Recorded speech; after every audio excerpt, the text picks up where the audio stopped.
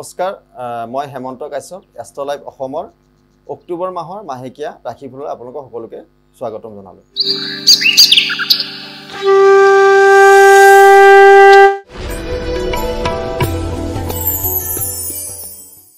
এবাৰ আহিলো মই কন্যা ৰাশিলৈ। কন্যা ৰাশিৰ যথেষ্ট সম্পদ লাভ আছে, বন্ধুৰ সমাগম হ'ব, অৰ্থ ক্ষতি আহিব পাৰে, সন্মান হানিও হ'ব পাৰে, ভ্ৰম আৰু প্ৰেমত আনন্দ হ'ব পাৰে, মানসিক অশান্তি আহিব পাৰে, কন্যাৰ বিবাহৰ চিন্তা আহিব পাৰে।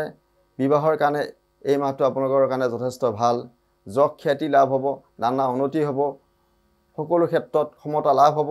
এই মাহত যদি আপোনালোকে দুৰ্গাৰ নৱমী বিহিত পূজা কৰে তেনেহ'লে আপোনালোকৰ যিখিনি মাহৰ যিখিনি ফলদান পাব লাগে সেই ফলখিনি আপোনালোকে সুন্দৰভাৱে পাব।